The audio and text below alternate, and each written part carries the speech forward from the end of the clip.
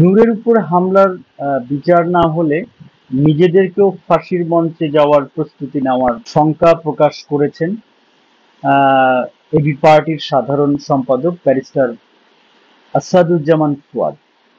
অন্তর্বর্তীকালীন সরকারের উপদেষ্টাদের কড়া হুঁশিয়ারি দিয়েছেন এই নেতা। তিনি বলেন, নূরের উপর হামলার বিচার না হলে নিজেরাই ফাঁসির মঞ্চে যাওয়ার জন্য প্রস্তুত থাকুন।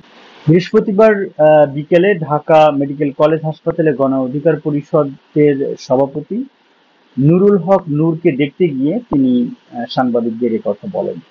ফুয়াদ বলেন, আমরা খুব হতাশ। অন্তর্বর্তী সরকারের উপদেষ্টারা গণ অভ্যুত্থান ব্যর্থ করার জন্য যা যা দরকার সব করছে। আওয়ামী লীগের সময়ে যেমন গুম খুন হত্যার বিচার হতো না, এখনো সেই চিত্র দেখছি।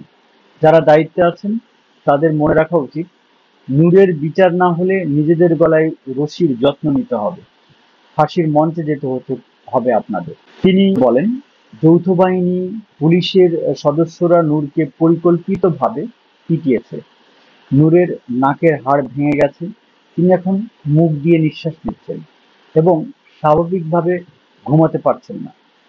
এই ঘটনায় ছাত্র অধিকার পরিষদের সাধারণ সম্পাদক নাজমুল হাসানও গুরুতর আহত হয়ে ঢামেকে চিকিৎসাধীন রয়েছে। আরো বলেন, হামলার এক সপ্তাহ পর হলেও যেসব অফিসার জড়িত কাউকে এখনো সাসপেন্ড করা হয়নি। আমরা জানি যৌথ বাহিনীর কিছু সিনিয়র অফিসার ও জাতীয় পার্টির জিএম কাদের ঘনিষ্ঠরা এই হামলার সঙ্গে যুক্ত।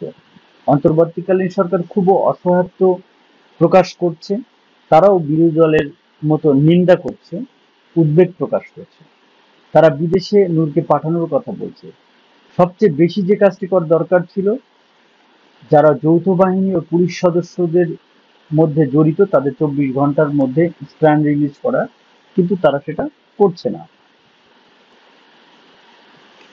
তো আমরা নিন্দা জানাই অন্তর্বর্তীকালীন সরকার এবং অন্তর্বর্তীকালীন সরকারের স্বরাষ্ট্র উপদেষ্টা। তিনি অভিযোগ করেন, নূরের উপর হামলা কেবল রাজনৈতিক সহিংসতা নয়, এটি একটি দীর্ঘ ষড়যন্ত্রের অংশ। ভারতের গোয়েন্দা সংস্থা র এবং শেখ হাসিনার ঘনিষ্ঠরা এর সঙ্গে যুক্ত বলে দাবি করেন ব্যারিস্টার ফুয়াদ। তো আসলে গণ অধিকার পরিষদের সভাপতি নুরুল হক নূর সম্প্রতি বেশ আইন শৃঙ্খলা বাহিনীর দ্বারা প্রহৃত হয়ে উনি খুবই মারাত্মকভাবে আহত হয়েছেন এবং চিকিৎসাধীন রয়েছেন। এবং তারা মূলত জাতীয় পার্টির নিষিদ্ধের বিষয়ে বেশ আন্দোলন করছেন এবং সরব ভূমিকা পালন করছেন। জাতীয় পার্টির বিরুদ্ধে তাদের অভিযোগ যে জাতীয় পার্টি যেমন ফ্যাসিবাদ এর সময় সুবিধা নিয়েছে এবং এই আওয়ামী ফ্যাসিবাদের অন্যতম দোসর ছিল, ঠিক একইভাবে অন্যরা যেটা অনেকেই বলছেন যে জাতীয় পার্টির ব্যানারে আওয়ামী লীগ আগামী নির্বাচনে সংগঠিত হতে পারে, এমন একটি অভিযোগও অনেকে করছেন।